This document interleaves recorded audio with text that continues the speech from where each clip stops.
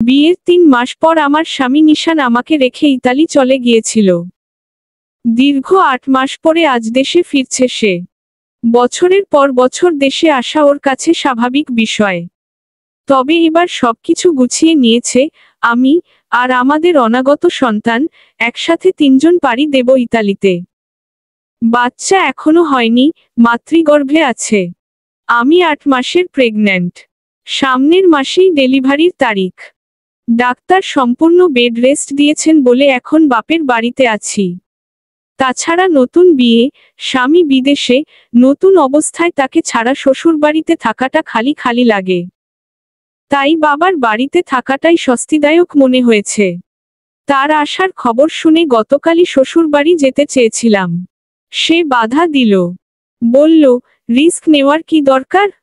শুধু ১ রাত বাড়িতে কাটাবো, তারপরেই তোমার কাছে চলে আসব। ওখানেই বেশি সময় থাকব। সে যতই বলুক, আমার এই ছটফটানিটা সে টের পাচ্ছে না। শুধু আমি জানি, আমার ভেতরে কি চলছে। আমি ১ রাতও অপেক্ষা করতে পারছি না। তাকে কাছে পেতে চাই, জড়িয়ে ধরতে চাই। সে আমার শহরেই আছে অথচ আমার পাশে নেই, এই ভাবনায় মনটা আরো ধুকপুক করতে লাগলো। চোখ বন্ধ করে গভীর শ্বাস নিয়ে নিজেকে শান্ত করার চেষ্টা করলাম। না, চোখ বন্ধ করলেও চোখের সামনে ভেসে উঠছে ওর সঙ্গে কাটানো মুহূর্তগুলো। প্রথম কাছে আসা, শরীর কাঁপা, স্পর্শ করা, হাত ধরা, আর কত কি। আপনা আপনি লজ্জায় মুখে এক চিলতে হাসি ফুটল। মিটিমিটি হাসতে লাগলাম। ভিডিও কল করলাম তাকে। বললাম, আর সহ্য হচ্ছে না আমার, পাখি হয়ে উড়ে এসো যান। সে হেসে বলল, পাতারা চিহ্ন গতারা চিহ্ন লি আমার। একটু অপেক্ষা করো, সকালটা হোক। দেখবে আমি তোমার কাছে চলে আসছি। খুব টায়ার্ড আমি। এখন একটু ঘুমুতে দাও, প্লিজ। ছাড়তে মন চাচ্ছিল না তাকে, তবু কল কাটলাম। সত্যিই তো, বেচারা অনেক ক্লান্ত।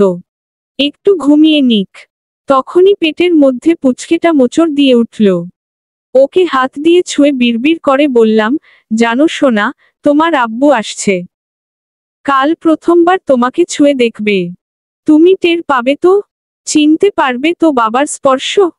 জানো, তোমার আগমনের খবর পেয়ে সবচেয়ে খুশি হয়েছিল তোমার পাপা।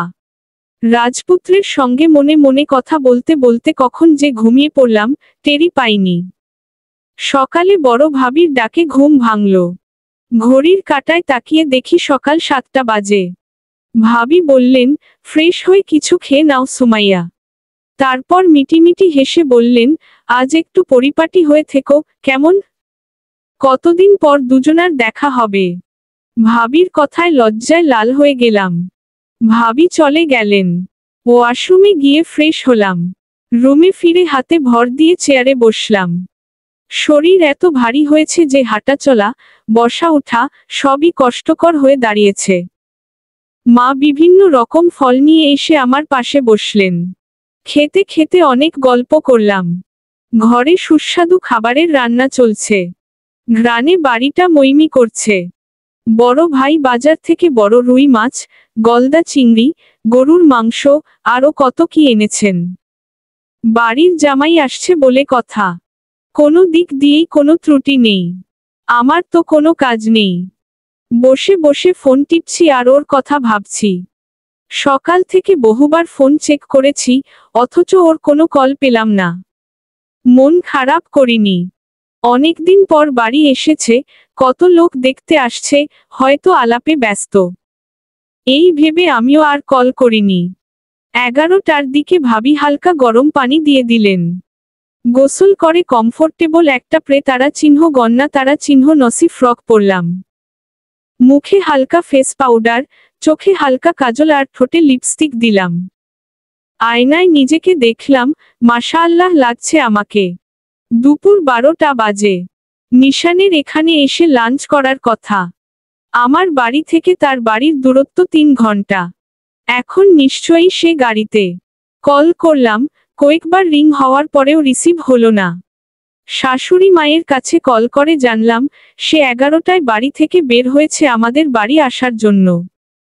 তার অপেক্ষা করতে লাগলাম আমি সহ ঘরের সবাই। অপেক্ষা করতে করতে 2টা পার হয়ে গেল, নিশান এখনো আসেনি। কল করছে একাধারে সবাই, কিন্তু সুইচ অফ। আমার মুখ নিভে গেল। দুনিয়ায় যত রকমের বিপদ আপদ আছে, সব একে একে মনে পড়তে লাগলো। আমার বেহাল অবস্থা দেখে মা আমাকে ধরে বসালেন।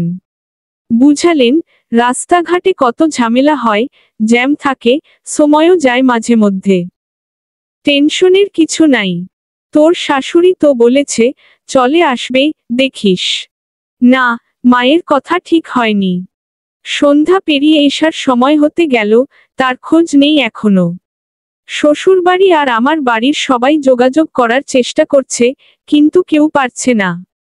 অবশেষে আমার 2 ভাই থানায় গেলেন।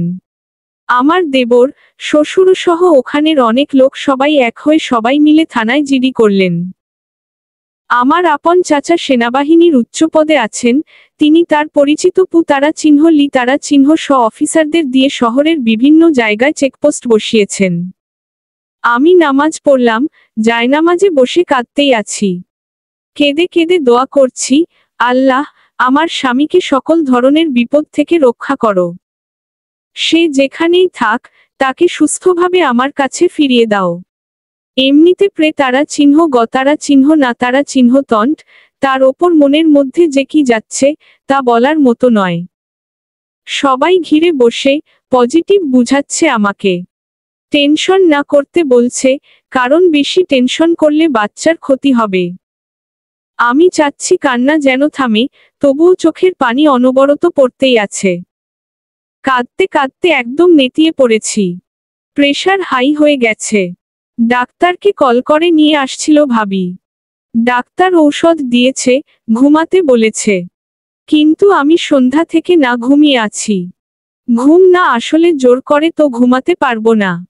আমার স্বামী হুট করে উধাও, এত কিছুর মাঝে ঘুম পালিয়ে যাওয়ারই কথা।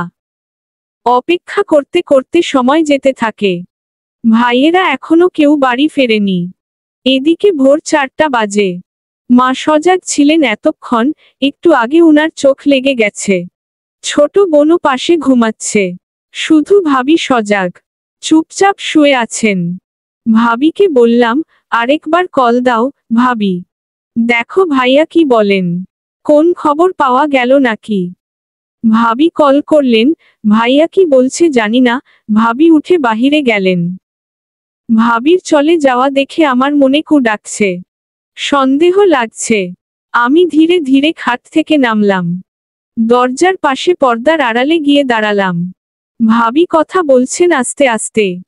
আমি কিছুই বুঝতে পারলাম না। তখনই প্রস্রাবের বেগ পেল প্রচুর। ওয়াশরুমে ঢুকলাম। তখনই মা ডাকলেন, সুমাইয়া, তুই কই? জবাব দিলাম, মা, আমি ওয়াশরুমে আছি। মিনিট 2 পর বের হয়ে দেখি মা রুমে নেই। বারান্দায় বের হলাম। দেখি, ভাবি আর মা অন্য রুমে ফিসফিস করে কথা বলছেন। তাদের এই সব লুকোচুরি দেখেই আমার ভয় বাড়ছে। কি এমন কথা তারা এরকম আমাকে এড়িয়ে গিয়ে বলছে? শুনতেই হবে আমার। আমি চুপ পায়ে হেঁটে পর্দার আড়ালে গিয়ে দাঁড়ালাম। স্পষ্ট শুনতে পেলাম, ভাবি বলছে, সুমাইয়ার এই অবস্থা, যদি সে শুনে নিশান তাকে ঠকিয়ে অন্য একটা মেয়েকে নিয়ে পালিয়ে গেছে, তার অবস্থা কি হবে মা, বুঝতে পারছেন? কথাটা শুনে আমার শরীর ভূমিকম্পের মতো এক ঝাঁকুনিতে কেঁপে উঠল।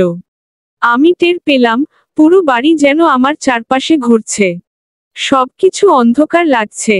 নিজেকে আর স্থির রাখতে পারিনি। আল্লাহ গো বলে মাথা ঘুরে পড়ে গেলাম সেই জায়গায়। মাথা ঝিনঝিন করছে। চোখ বন্ধ থাকা অবস্থায় ব্যথা অনুভব করলাম পুরো শরীরে। চোখ খুলতে গেলে কষ্ট হলো। তবু আস্তে আস্তে বন্ধ চোখ খুললাম। নিজেকে অচেনা একটা জায়গায় দেখে চমকালাম। চারদিকে চোখ ঘুরিয়ে বুঝলাম আমি হাসপাতালে। চট করে মনে পড়তে লাগলো রাতের ঘটনা।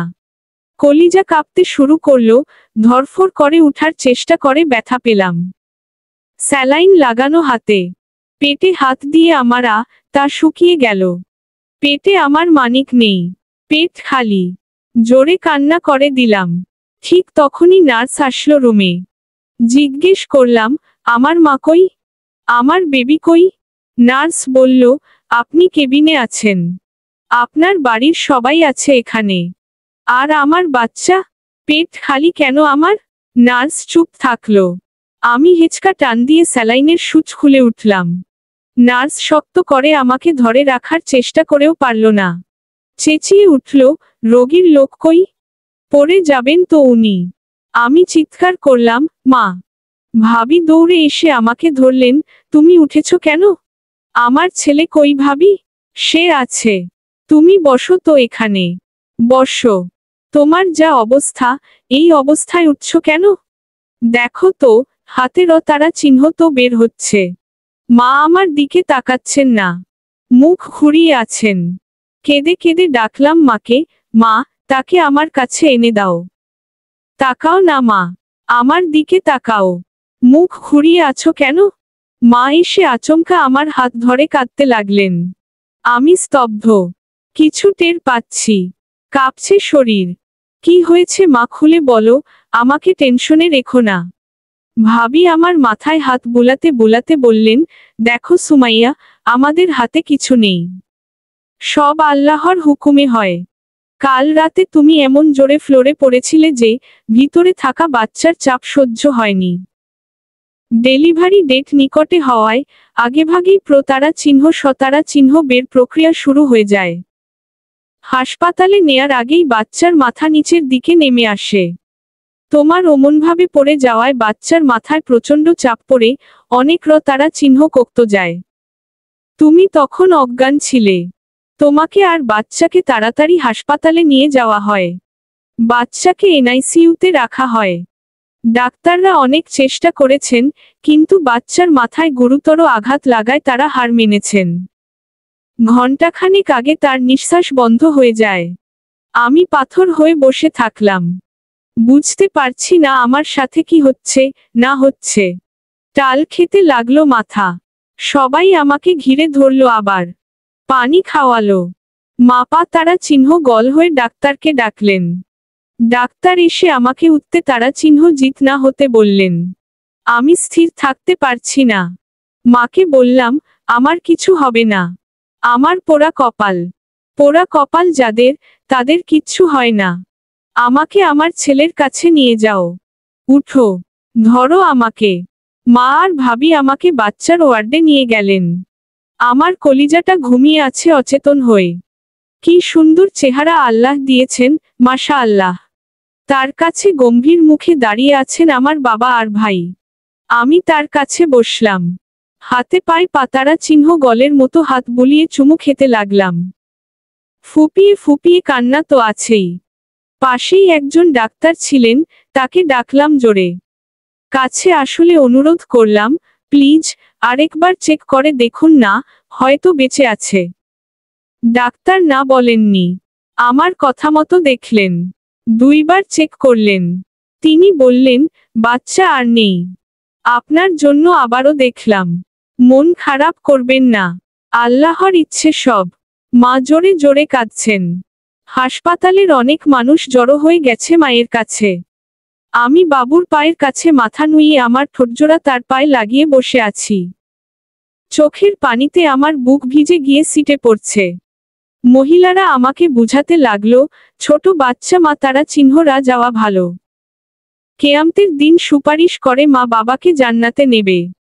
তোমার ভাগ্য ভালো, তাই আল্লাহ তোমার বাচ্চাকে উনার কাছে নিয়ে গেছেন। কারো কথা আমাকে স্পর্শ করছে না। আমার ভেতর যে অদ্ভুত ব্যথা হচ্ছে সেটা আল্লাহ ছাড়া কেউই টের পাবে না। বাচ্চাকে বাড়ি নিয়ে যাবে। আমি বললাম, আমার কোলে দাও। বাড়ি পৌঁছানোর আগে অবধি সে আমার কোলে থাকুক। নার্স বলল, আপনার শরীর ভালো না। ট্রিটমেন্ট চলছে। আপনাকে হাসপাতালে থাকতে হবে। আমি কারো কথা শুনিনি। মাকে বললাম, দরকার হলে পরে আসব। তবুও আজ থাকবো না হাসপাতালে। মরলে মরব, তাও থাকবো না। বাবা ভাই মিলে আমার ওষুধ নিয়ে অ্যাম্বুলেন্সে করে বাড়ি চললাম। সারা রাস্তা ছেলেকে আমার কোলেই রাখলাম। বুকের সাথে বুক জড়িয়ে রাখলাম। চুমু খেলাম। গাড়ি থেকে নামলে মা বললেন, আমার কাছে একটু দে সুমাইয়া, আমি একটু সোনাটারে বুকে জড়িয়ে রাখি। আমার সাথে যে কাল রাত থেকে এত কিছু হয়েছে তা নিশানের বাড়ির কেউ জানে না। রাগে আমাদের বাড়ির কেউ তাদের জানায়নি। অবশেষে হয়তো ভাবি জানিয়েছেন বাচ্চার খবর। শাশুড়ি, ননদ, শ্বশুর সহ আরো কয়েকজন আসছেন ওখান থেকে। শ্বশুর একবার বলছিলেন, আমাদের বংশের ছেলে আমাদের বাড়ি নিয়ে কবর দেই। কথাটা আমার কানে আসতেই সারা শরীরে আতারা চিহ্ন গুণ ধরে গেল আমার। গলা উঁচু করে বললাম, ও আমার ছেলে। আমার পেট থেকে হয়েছে। এটাই ওর বড় পরিচয়। ওর বাবা নেই, বাবার বাড়ির কেউ নেই। আমার ছেলের কবতারা চিহ্ন আমার বাবার বাড়িতেই হবে। আমার চোখের সামনে থাকবে। এটাই শেষ কথা। তারা কেউ আর কিছু বলেনি। চুপ থাকলেন। শাশুড়ি আমার কাছে অনুনয় করলেন, অনেক দুঃখ প্রকাশ করলেন, কাঁদলেন। ছেলের জন্য তো আর তাকে বা তার পরিবারের অন্য কাউকে দোষ দিতে পারি না। ছেলের কবর দেওয়া হলো। হাসপাতাল থেকে বাড়ি এনে কবর দেওয়া পর্যন্ত আমি স্বাভাবিক ছিলাম। কান্না করিনি। কিন্তু যখন তাকে কবর দিয়ে সবাই বাড়ি আসল, তখন আকাশ, গাছগাছালি ভেঙে চুরে বৃষ্টি নামল ধরণীতে। চারপাশ ঘন কালো অন্ধকারে ঢেকে গেল। আমার চোখ ঝাপসা হয়ে এল। সব খালি লাগতে লাগলো। যার জন্য অধীর আগ্রহে অপেক্ষায় ছিলাম, যাকে কোলেপিঠে করে আদরে মানুষ করতাম, হেসে খেলে দিন যেত, সে আজ আমার কাছে নেই। একটা বিড়াল পুষলেও তার প্রতি মানুষের মায়া হয়, আর যাকে 9টা মাস কষ্টে, যন্ত্রণায় গর্ভে বড় করলাম, সেই মানিক আজ আর আমার পেটে নেই। বড্ড খালি খালি লাগে পেটটা। পেটের চারপাশে হাত বুলিয়ে এক হাতে শক্ত করে ধরে মুখে ওড়না গুজেছি তারা চিহ্ন উৎকার করতে লাগলাম। এত অসহায় আমি নিজেকে কখনো অনুভব করিনি। বারবার মনে হচ্ছিল, কেন আমাকে আল্লাহ নিয়ে নিলেন না? আমি কিভাবে বেঁচে থাকবো সামনে? এই এত কষ্টের দিন আমি কিভাবে পার করব? আমাকে পরদিন হাসপাতালে নেওয়া হয়। সেখানে অনেক দিন থাকার কথা থাকলেও দিন কমিয়ে নিয়ে আসি। বলি, বাসায় ভালোভাবে ট্রিটমেন্ট করব। বাসায় থাকার মূল কারণ, বাড়ির পশ্চিম দিকে আমার ছেলের কবর। আমি সেটা রোজ কয়েকবার দেখি।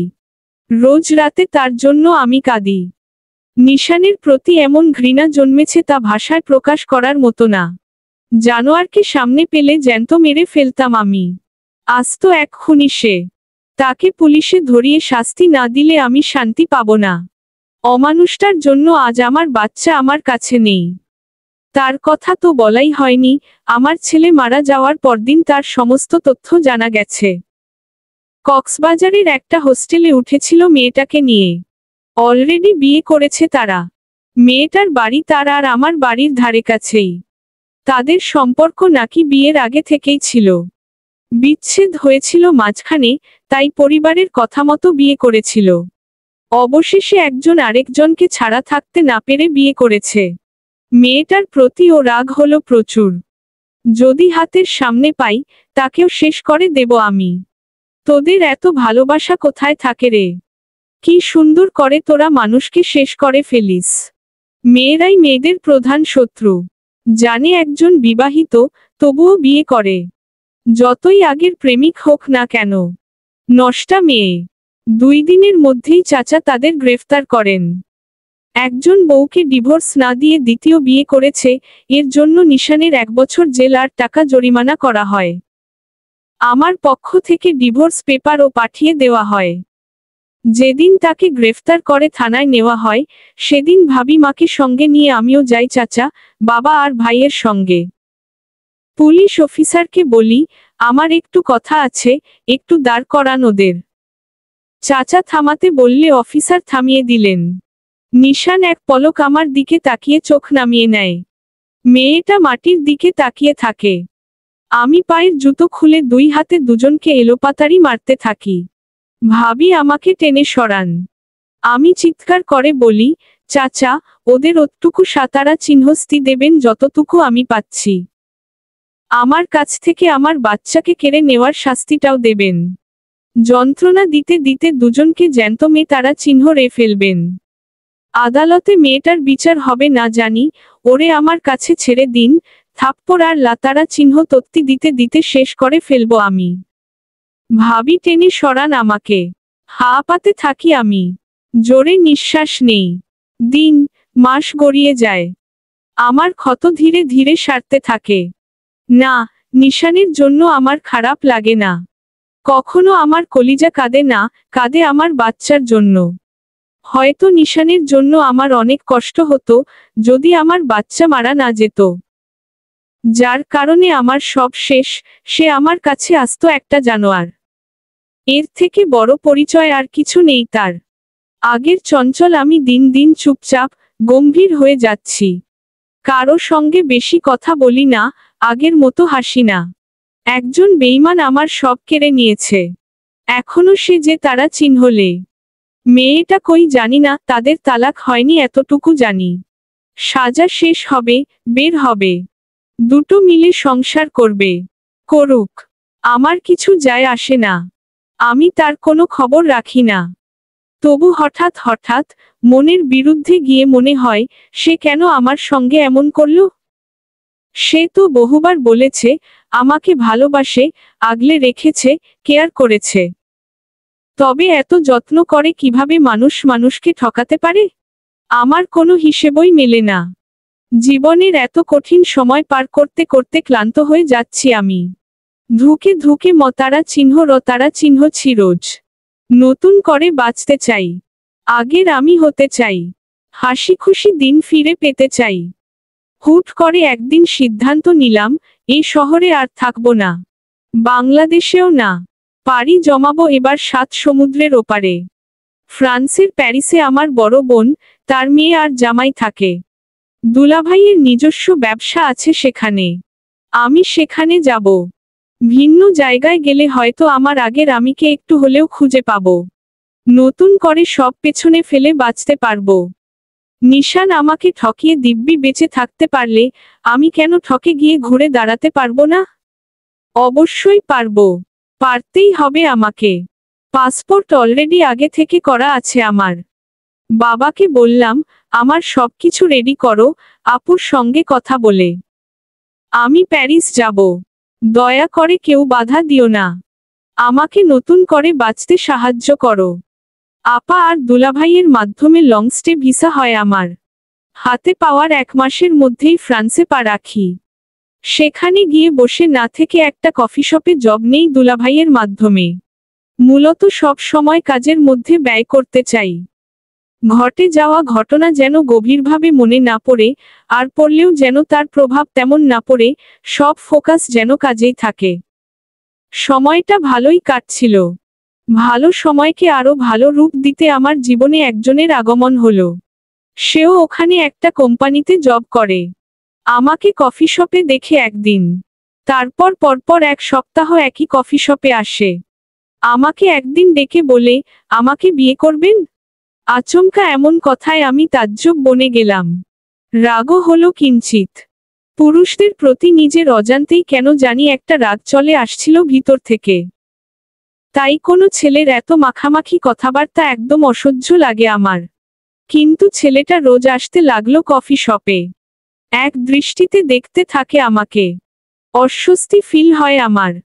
সহ্য করতে না পেরে সরাসরি একদিন বলেই দিলাম, আপনি কফি খেতে আসেন, নাকি মেয়েদের দেখতে আসেন?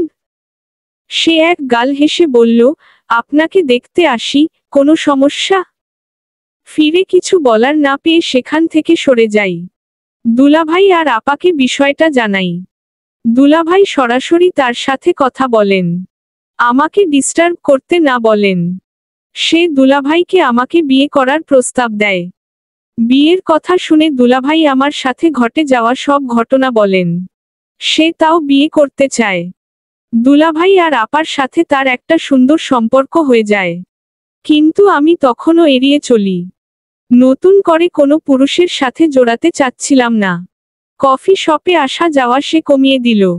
সপ্তাহে 2 দিন আসে। তার যাতায়াত এখন বাসাতেই হয়, দুলাভাইয়ের সাথে ভালো বন্ধুত্ব তাই। আমি তেমন সামনে পড়ি না।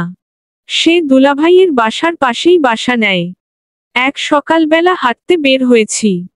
খোলা বাতাসে, নিরিবিলি রাস্তায় হাঁটছি। দূরে ছেলে মেয়েরা জগিং করছে। গাছের ডালে দুটো পাখি টুকটাক করছে। সে জায়গায় থেমে গিয়ে অবাক চোখে তাদের দেখছি। কি যে সুন্দর লাগছে দেখতে। জোড়ায় জোড়ায় সবাইকে ভালো লাগে, কথাটি শুনে চমকে গেলাম আমি। খানিক ভয়ও পেলাম। বুকে থুথু দিয়ে পেছনে ফিরে তাকিয়ে স্তব্ধ হয়ে গেলাম। হাত মুষ্টিবদ্ধ করে এক গাল হেসে দাঁড়িয়ে আছে ওই লোকটা। নামটা তার রোশন, দুলাভাইয়ের কাছে শুনেছি। আমার আনিজি ফিল হচ্ছে, এত সকালে এই লোক এখানে। রাস্তায় প্রায় ফাঁকা। সে কি আমাকে ফলো করছিল? হেঁচকি উঠল আমার। শক্ত হয়ে বললাম, আপনি আমার পেছনে পেছনে আসছেন কেন? কবে ছাড়বেন এসব পাগলামি? ক্লিয়ার কথা শুনেন, কোনো অনুভূতি নেই আমার। আমি আপনার সাথে কখনো প্রেমে জড়াব না। দয়া করে আমার পিছু ছাড়েন। আপনি এরকম করলে আমি বিব্রত বোধ করি। আমি তো প্রেম করতে চাই না, বিয়ে করতে চাই। বিয়ের পর প্রেম করব। একজনের কাছে ঠকছো বলে অন্যজনকে শাস্তি দেবে কেন? আমি তোমাকে চাই। চাই মানে চাই। তুমি আমার না হলে আমি নিজেকে শেষ করে দেব। প্রচণ্ড বিরক্তিতে চোখ মুখ কুঁচকে তাকালাম তার দিকে। পাগল হইছেন? হ্যাঁ, পাগলই। তারপর সে মুখ মলিন করে বলল, দয়া করে মেনে নাও। আজ কতদিন ধরে তোমাকে চেয়ে যাচ্ছি কিন্তু পাচ্ছি না। আমার কষ্ট হয় খুব। একবার আমার হয়ে দেখো, কত ভালো রাখি তোমায়। দুঃখ তোমাকে ছুতেও পারবে না। প্লিজ সুমাইয়া, মেনে নাও। আমি কোনো কথা না বলে চলে আসি। চলে আসলে কি হলো? তার কথাগুলো কানে বাজছিল খুব। যতই বলি, পুরুষের প্রতি আগ্রহ উঠে গেছে, তবু আমার অবচেতন মন চায়, কেউ আমাকে ভালোবাসুক, যত্ন করুক, আগলে রাখুক। নতুন করে হাসি খুশি থাকতে শিখাক। ভালো থাকতে কে না চায়, আমিও চাই। শুধু বিশ্বাস করতে কষ্ট হয়। তার প্রতি আস্তে আস্তে ফিলিংস আসতে শুরু করে। তবু তাড়াতাড়ি পাত্তা দেই না। সেও পিছু হাঁটে না। সেই এনার্জি নিয়ে আমাকে চাইতে থাকে। আপা অনেক বুঝালো আমায়, মাকে ফোন দিয়ে বলল আমাকে বুঝাতে। সবাই বুঝালেন যাতে রাজি হই। এভাবে চলতে চলতে একসময় আমিও সায় দেই। ভাবলাম, নতুন করে আরেকবার সুন্দরভাবে বাঁচার চেষ্টা করেই দেখি। হয়তো সুখ আসবে। সবাই তো আর ঠকায় না। তার পরিবারের খোঁজ নিলেন দুলাভাই। বলল, মা বাবা নেই। শুধু একটা বোন আছে, বিবাহিত। তার সাথে সে কথাও বলিয়ে দিল। তার দেশের বাড়ি সিলেটে, আর আমার দেশের বাড়ি বরিশাল। অনেক দূর। ছেলেকে দেখে সবার ভালো লেগেছে। আপা দুলাভাইয়ের ভেতরে সে ততদিনে অনেক জায়গা করে নিয়েছে। তাই তাকে বিশ্বাস করে বোনের সাথে ফোনে কথা বলে সব ঠিক করা হলো। বাড়িতে আর যায়নি কেউ। বিয়ে হলো প্যারিসে। ছোট্ট আয়োজনে বিয়ে সম্পন্ন হলো।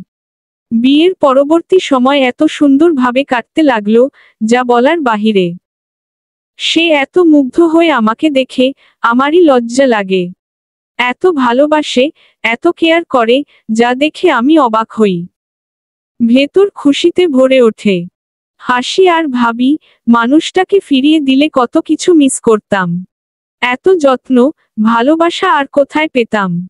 সে আমাকে নিয়ে রোজ ছুটির দিনে অনেক জায়গায় ঘুরে বেড়ায়। খুব ভালো গান গায় সে। আমার কোলে মাথা রেখে গান শোনায়। রাতে গান গেয়ে চুলে বিলি কেটে ঘুম পাড়ায়। সব সময় মনে হতো, দুঃখের পরেই বোধ হয় সুখ হয়। আমার কপালে এত সুখ। হাজার শুকরিয়া আল্লাহর দরবারে। দিন ভালো কাটে আমার। সময় ভালো যায়। রাজরানীর মতো আছি আমি। নিশানকে একটা বার দেখাতে ইচ্ছে হয়, বলতে ইচ্ছে করে, দেখো, ছুঁড়ে ফেলে দিয়েছিলে আমায়, সেই আমাকেও কেউ কত যত্ন করে ভালোবাসছে, ইম্পর্ট্যান্স দিচ্ছে। তুমি বেইমানি না করলে এত ভালোবাসা আমি কোথায় পেতাম? বছর খানেক পর সে দেশে ফিরতে চায়। আমি আসবো কিনা জিজ্ঞেস করলে আমি জানাই, তুমি যাও, আমি আরো কয়েকদিন পরে আসব। সে দেশে আসে। আমার ফাঁকা ফাঁকা লাগতে শুরু করে তাকে ছাড়া। কষ্ট হয়। তার সাথে না এসে ভুল করলাম, এমনটাই মনে হতে লাগলো। খারাপ লাগলো তখন খুব বেশি, যখন দেখলাম, সে দেশে গিয়ে আমার সাথে কথা বলা কমিয়ে দিল, বলে দিনে একবার বা দুবার, তাও অল্প সময়। মন ছটফট করতে লাগলো আমার। আজেবাজে কত কিছু মনে আসতে লাগলো। তবু সে যখন কথা বলে তখন সব উধাও হয়ে যায়। কারণ খুব সুন্দর করে কথা বলে, যত্ন করে বলে। তার কথা শুনলেই আমি ফিল করি সে আমাকে কতটা ভালোবাসে। সময় কম দিচ্ছ কেন জিজ্ঞেস করলে বলে, জমি নিয়ে মাতারা চিহ্ন মলা চলছে, আরো কত কিছু, এজন্য সময় হচ্ছে না। দিন দিন সময় আরো কমতে থাকে। আমি ছটফট করতে থাকি। মন খারাপে, একলা বিকেলে তাকে মনে পড়ে, কিন্তু চাইলেই পাই না। এসব পীড়া দিচ্ছিল খুব। আর সহ্য করতে না পেরে আপাকে বলি, আমাকে দেশে যাওয়ার ব্যবস্থা করে দাও। আমি আর থাকবো না। নিশ্চয় রোশানের কিছু হয়েছে, নয়তো এমন করতো না আমার সাথে। সবকিছু ঠিক করে 1 মাসের ব্যবধানে বাড়ি আসি। রোশানকে জানাইনি যে আসছি। বাড়ি এসে প্রাণ ভরে নিঃশ্বাস নেই। মুগ্ধ হয়ে দেখি পুরো বাড়ি। ছেলের কবরের পাশে গিয়ে চুপচাপ খানিক দাঁড়িয়ে থাকি। তার কবরে আমের আটি ফেলে রেখেছিলাম, সে গাছটা অনেকটা বড় হয়েছে। বাতাসে গাছের ছোট ছোট পাতা আর ঘাসের পাতা নড়ছে, দেখতে খুব ভালো লাগছে। মুগ্ধ হয়ে দেখছি, পাতা নড়া দেখলে আমার মন পাড়ি দিয়ে দিচ্ছে ওই জগতে। যত দাঁড়িয়ে থাকবো, তত মন মেজাজ খারাপ হবে, তাই আর না দাঁড়িয়ে বাড়ি যাই। মা ভাবির সাথে এতদিনের জমা গল্প করি। ওই দিন রাতে জানাই রোশানকে, আমি দেশে আসছি। তুমি এসে নিয়ে যাও আমাকে, নয়তো পুরো ঠিকানাটা দাও, ভাইয়াকে নিয়ে আসব। সে বলল, বাড়িতে মামলা চলছে, এটা শেষ হোক। তুমি এসো না, আমিই আসব। মানলাম তার কথা। সে আসলো 2 দিন পর। থাকলো 1 সপ্তাহ। অনেক ঘুরলাম তাকে নিয়ে। বললাম, বাড়ি কবে নিবা? বাড়ি যেতে চাই, নয়তো পরে ছুটি ফুরিয়ে যাবে। বলল, শীঘ্রই নেব। এটা সমাধান হোক, জানিয়ে দেব। আমাকে যেতে হবে লক্ষ্মীটি। বুঝতেই পারছো, কত ঝামেলা বাড়িতে। সব ঠিক করে তোমাকে এসে নিয়ে যাব। ঘুরবো কয়েকদিন। তার কথায়, আচ্ছা, বললাম। তবু জানি না কেন, ভেতরে একটা খটকা লেগেই থাকলো। তার দেশে আসার পর থেকেই আমার এমন লাগছে। মনে হচ্ছে কিছু একটা বদলে গেছে। তার জেলা উপজেলা সব জানি।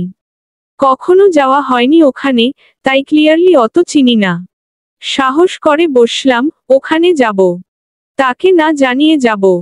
ছোট ভাইকে নিয়ে সিলেটের নাইট গাড়িতে উঠলাম। ভাবলাম, সিলেট নেমে তার কাছে কল দিয়ে সারপ্রাইজ দেব। আর কোন গ্রামে বাড়ি সেটা জানব। চলমান।